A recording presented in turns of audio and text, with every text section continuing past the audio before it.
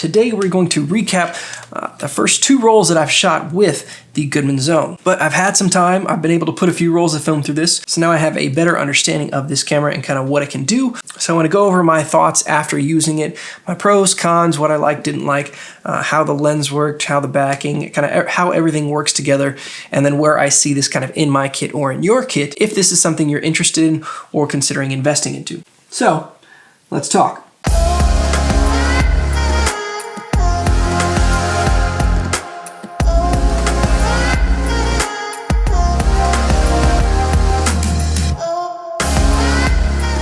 Since the last video I released on the Goodman Zone, a lot of things have happened. The holidays, came and went. I think the price on this dropped 2 or 3 times. I think all the way down to about $80 if I'm not mistaken, which was fantastic. So if some of you invested into it then, bravo to you. I think there's now a few more accessories. Also, the Goodman app is now, I think, complete, done, and ready for you to use. So what you do with that is you simply mount your phone onto the top of the camera, and then you use it as a viewfinder. You pick whatever Mamiya lens that you have on your body in the app, and then it gives you exactly what your framing is, and then it also acts as a light meter as well. I'm not sure if it gives you distances. I wouldn't think so. That's kind of a little bit more complex. So you could pick your focuses, but if it did, that'd be fantastic. Also, Cameradactyl released their panoramic camera, which I think is going to be really interesting to see. I'm debating whether to kind of get into that or not. I also saw where somebody actually printed a complete shutter for a camera using 3D printing, so that's something interesting which I need to look into eventually. Anyways, I'm getting distracted. Back to the Goodman Zone. So I'll show you the first roll of film that I shot with it, then we'll go on to the better second roll of film, and then we'll kind of go into my thoughts on the camera, what I liked, what I didn't like, what you need to be aware of if you are getting into this, and then kind of where I see it fitting into your setup, or my setup specifically. So first, let's look at some pictures. Right off the bat, you're gonna notice that we had some light leak issues, to put it mildly. So I was pretty frustrated with that. I took off the film back. I looked at the light seals that I'd placed in. They were great. There were no issues there. I took off the front element, which was really snug.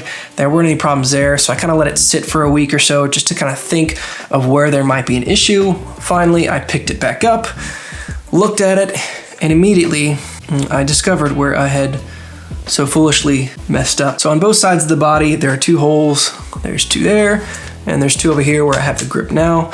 And those, unlike most of the other ones, go through the entire body. So what had happened was I didn't put screws into those holes just because I wasn't using them. I'd left them there, not checking and realizing that they went all the way through the body. So every time I took out the dark slide, I was immediately starting a light leak process. So the longer it took me to take a shot, the worse the light leaks were. I shot this roll with a couple of guys who helped me print this body. So that's why there's a picture of me. No, I didn't tripod it and take my own photo, as impressive as that would have been. But so yeah, so we put a roll of Portra 400 through this, and even though there are light leaks, you can still see that the colors are actually pretty good. So I was actually happy with the lens and how it interprets that color, as well as the exposures and how this camera works up. All the exposures were pretty much on point, which tells me that I developed it at the right times. I don't need to make any adjustments for this body or the lens. I can kind of develop it straightforward and I'll get the results that I want. You can see that there was a shot taken inside of the coffee shop.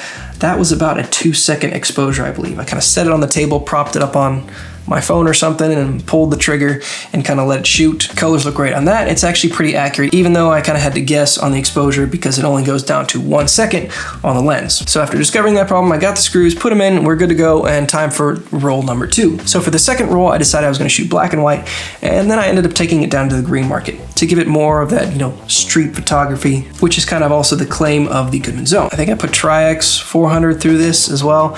So again, another 400 speed film. And right off the bat, I'll tell you the grip that I so much loved on the first video that I talked about this, I didn't love so much this time around. When you hold it up like this, yes, it's great, it feels awesome, it's nice, it's sturdy, but when you're holding it down like this, not so much. Fingers kind of get all cramped up in there and it's just doesn't feel nice and comfortable. And then of course I live in South Florida, so there's sweat and humidity and all those things that nobody else likes. So then this starts to get a little slick because it's just plastic.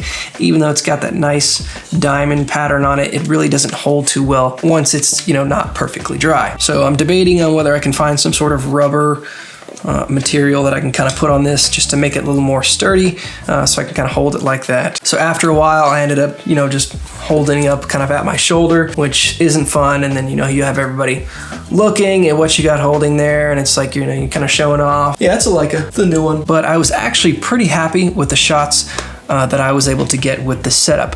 The lens is great. It was a little bit easier than I expected to pick out the focus. I thought it was going to be a little bit more difficult. Looking at the shots that you're going to see here, there are two where I missed. One was the guy playing the violin. Another one which is the VW van, which I was actually kind of excited about. I wanted to kind of see the depth of field on that, and then I didn't pick a focus at all. So the depth of field was awful. So, there's that. I shot everything between 125 and 250, with the exception of one photo that I took inside my house here, which is the last photo you're gonna see. I kind of set that one up on a tripod and took a full second exposure just to kind of see how that contrast of black and white would be indoors. But in taking these pictures, if you remember, I haven't printed the shutter release cable bracket mount thing for this side here. So I'm doing it all on the lens here. And so in doing that and thinking about how excited I was to finally get the cable release mount that I can put over here on the side, I realized that that probably isn't the best option. If you think about street photography, it's mainly with 35mm cameras, and then even with most medium format cameras, you have a grip on one side, your advance is on this side, and then your shutter is also on that side. With this setup, if I mounted it over here, then I wouldn't be able to kind of point and click and kind of quick draw if I wanted to. I kind of have to pull it up, sit here, and click there. It's like, okay, well then I can mount it on this side. Well, yes, but then I have the grip here and I have the cable there, so I kind of got to go back and forth, or I'm going back and forth here, so that doesn't really work either.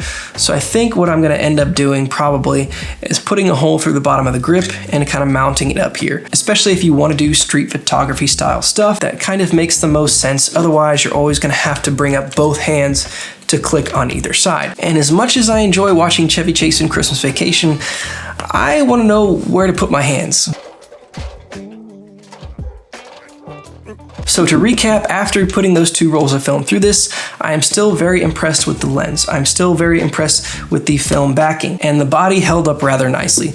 I will say the screws on the grip got a little loose, so I'm wondering maybe if I put some rubber O-rings on those or something, it'll kind of stay sturdier, or maybe I just need to print a different one with a smaller thickness so that it's just a higher quality print. Maybe that's the case as well. The whole point in printing this out and using it was because eventually I want to build my own camera, which I still plan on doing. But other than that, I wasn't really sure where this would fit in my setup, or if it's something I would frequently use. Now, recently, I was in Hawaii for my honeymoon. We went on a hike and ended up getting lost and hiking 2 hours back in the pitch black. That was not fun.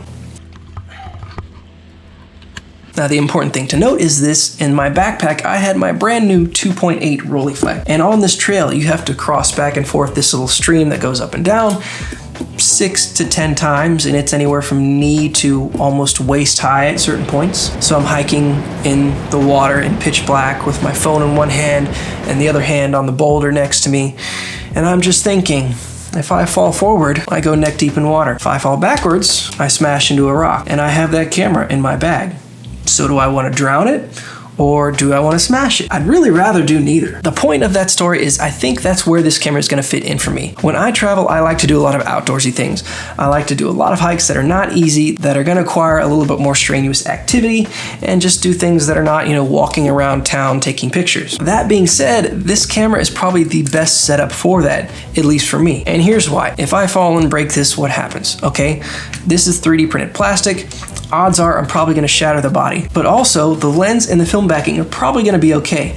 if this shatters, it's probably, I would think it would absorb most of the shock and kind of take that off of the front and back of this camera, which is nice and great. And then if I break it, what happens? Well, I print a new one. I get a new one. If I break another film camera, they don't make those anymore. I have to do all the research and find a new one to replace it, or I have to send it off to get it repaired, which is also very expensive. You don't have this problem with that. Also, it's completely modular. I can take off the handle, I can take off the lens, I can take off the film backing, pack it all away into my bag, forget about it, don't worry about it, and then once I get there, I just reassemble it and I'm good to go. It's compact, it's versatile, I don't have to worry about any of that. So final thoughts, things you need to know and things I've taken away from this camera is, I still think it's a great option. The prices have gone down on the Goodman site. They have a few different print options to make it more affordable for you, which is great. They're still investing a lot of time, effort, and money into making this more user-friendly and also making it a better experience for you. So you're not just investing into a camera, you're also investing into a brand. Downsides, the grip I think needs a little work. I need to put something on the exterior or whatever.